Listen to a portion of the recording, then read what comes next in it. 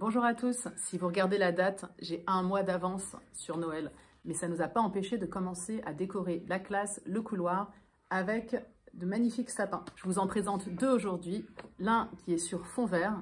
Donc les enfants ont travaillé un geste graphique, ils ont travaillé la ligne brisée en grand format, à la craie, puis à l'encre. Ici, c'est la même chose, mais on a travaillé les boucles à l'endroit, à l'envers et les renversements.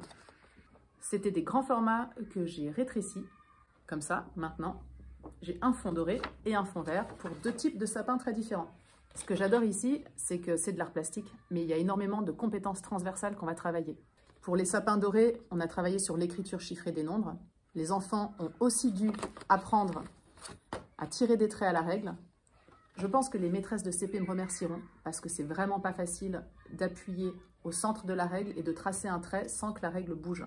Il y a des enfants qui n'ont pas du tout besoin de moi et d'autres qui ont besoin d'un gros étayage. Donc moi, je veille à vérifier qui en est où et qui fait quoi. Et ce que j'adore, c'est que j'ai beau avoir expliqué les consignes séparément pour les deux sapins, et ça fait plusieurs jours qu'on est dessus, il y a forcément des enfants pour qui ça rentre par une oreille, ça sort par l'autre. Il y en a qui vont se lancer tête baissée dans l'écriture des chiffres parce qu'ils ont enfin chopé le stylo rouge, mais qui vont faire tous les trois à l'envers, donc eux, ils vont devoir recommencer.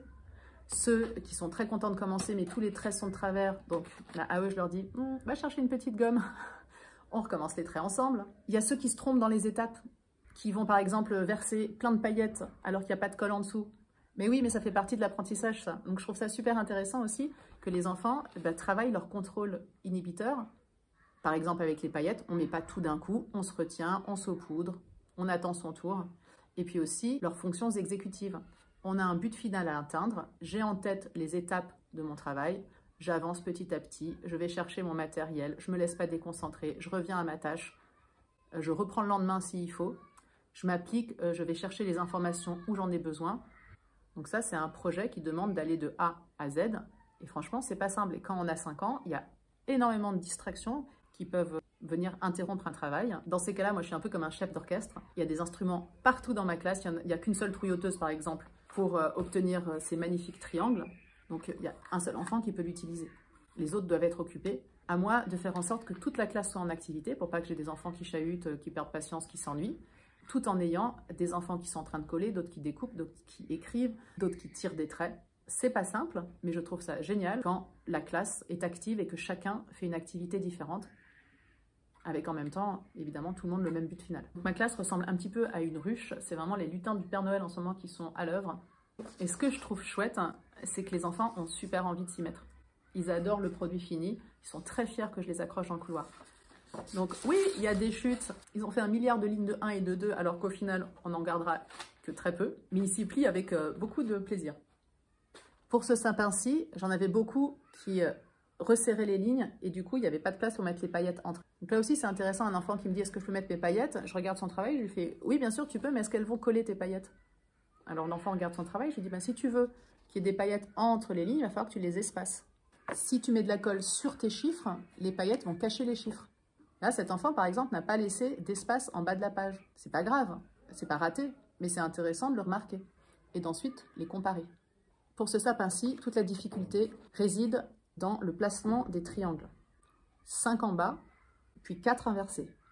Chaque jour, j'ai remontré au groupe qui travaillait là-dessus comment placer les triangles. Commencer par tracer avec un gabarit l'emplacement du futur sapin, puis placer les triangles au pied du sapin, 5 dans un sens, 4 têtes en bas, puis 4 têtes en haut, 3 têtes en bas, et ainsi de suite jusqu'en haut. Alors en théorie, ça paraît simple, mais en pratique, tant qu'on n'a pas essayé, tant qu'on n'a pas manipulé ces petits triangles, placé de la colle au dos, essayé de les positionner sur sa feuille, pas sûr du tout que ça soit compris et intégré.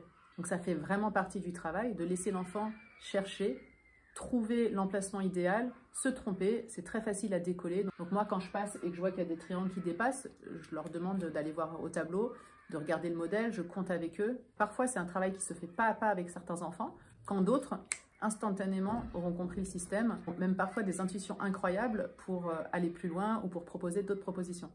Là, j'ai un enfant qui a fait un sapin blanc sur blanc, alors que son groupe ne travaillait pas là-dessus, mais ça lui faisait tellement envie que dès qu'elle avait 3 minutes de libre, hop, elle travaillait sur son projet personnel.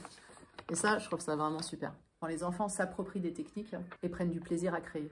Ce qui est sûr, c'est qu'il y aura des paillettes partout, qu'il y aura des chiffres écrits à l'envers, qu'il y aura des sapins qui ne ressemblent pas à des sapins, qu'il y aura des triangles qui ne sont pas dans le bon sens, que des enfants vont perdre leur fond, qui ne sauront plus où est posé l'emporte-pièce, qui vont devoir faire la queue pour les paillettes, qu'il y en a même qui perdront patience parce qu'ils n'ont pas accès aux paillettes tout de suite là maintenant. La classe sera en chantier, il y a du travail fini partout et du pas commencé ailleurs, mais c'est l'idée.